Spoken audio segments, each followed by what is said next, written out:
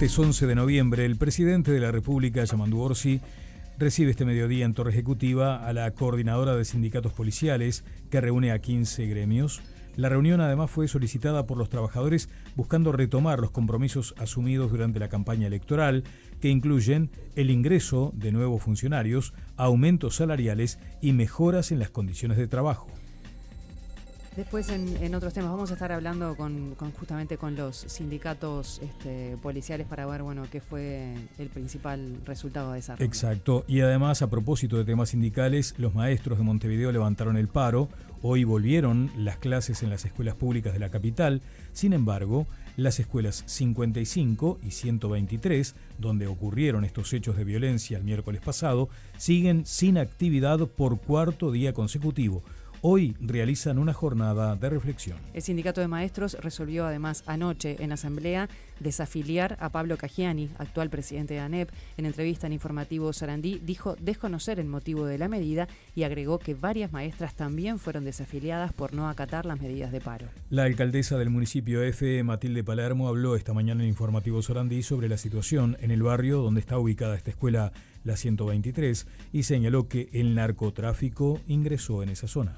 El presidente de la Benaverit Uruguay, Jorge Tócar, pidió al gobierno la reapertura de la oficina de la ANI en Jerusalén en el marco de la conmemoración de la Noche de los Cristales Rotos. También advirtió por señales preocupantes que tienen el germen del prejuicio y el odio y solicitó la condena sin ambigüedad a declaraciones contra Israel. El presidente de la Corte Suprema de Justicia, John Pérez, lamentó que no haya espacio para reasignaciones en el presupuesto y dijo que hay muchas cosas urgentes que no se podrán cumplir.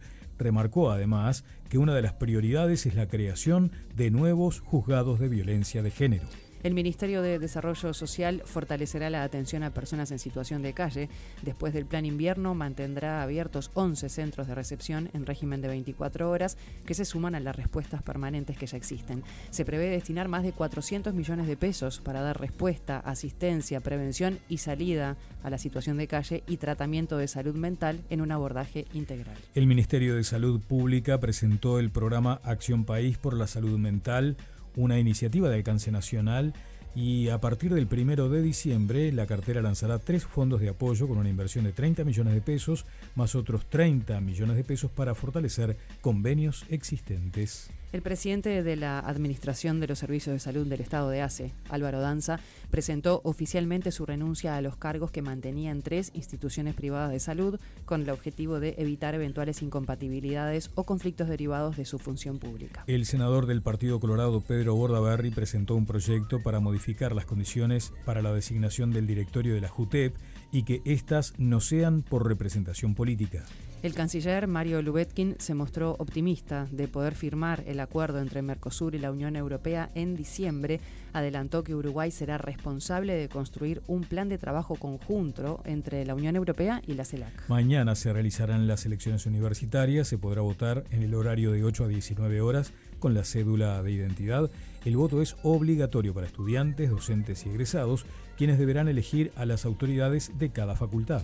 El sindicato, los ministros de la Corte Electoral y COFE llegaron a un acuerdo después de varios días en preconflicto. El secretario general de la Asociación de Funcionarios Electorales, Ramiro Tafernaberri, dijo a Informativo Sarandí que acordaron tener un día de descanso posterior a la elección y destacó que van a asegurar el normal desarrollo de la jornada electoral. El presidente del Consejo de Formación en Educación, Walter Fernández Val, negó que existe un recorte de 200 grupos y explicó que la propuesta para 2026 plantea una reducción menor a 100 con posibilidad de ajustes según las negociaciones con docentes y con los propios centros. La empresa HIF Global respondió al Ministerio de Ambiente tras ser notificada de una multa de 1.000 unidades reajustables, unos $45.000, por tala de monte nativo en Paysandú. Negó haber actuado sin autorización y aseguró que cumplió con la normativa vigente. El Instituto Nacional de Colonización declaró desierta la licitación para plantar 1.000 hectáreas en la estancia María Dolores en Florida por inconsistencias en el pliego y plazos considerados demasiado ajustados para los cultivos de verano. La Fiscalía de Delitos Económicos alcanzó un acuerdo con Estela Rey, funcionaria del Fondo Social de la Vivienda de Obreros de la Construcción, acusada de realizar 193 desvíos irregulares de dinero. El acuerdo prevé su condena por asociación para delinquir, apropiación indebida y lavado de activos. Un hombre de 51 años fue asesinado de una puñalada en el barrio Cerrito de la Victoria, según informó la policía. El hecho se registró cuando la víctima iba al almacén, tuvo una discusión con otra persona, quien lo atacó. La justicia imputó al jugador de fútbol de Maldonado que agredió a un árbitro de fútbol en un encuentro deportivo. Como medidas cautelares, tiene prohibido participar en actividades deportivas y acercarse a la víctima en un radio de 500 metros por 120 días. Nos vamos al deporte. Liverpool y Peñarol jugarán a las 6 de la tarde del domingo 16 de junio en el Centenario por la semifinal del Campeonato Uruguayo. Por sorteo, Liverpool será local. Jugará con su clásica camiseta, mientras que Peñarol se presentará de amarillo. La hinchada negra y azul ocupará la América contra la Ámsterdam, pagando 460 pesos los socios y 700 los no socios. El resto del estadio será para la hinchada de Peñarol, con precios que van desde los 460 pesos a los 900. Se jugará el partido, si hay necesidad de alargue también, y penales hasta que se defina un ganador.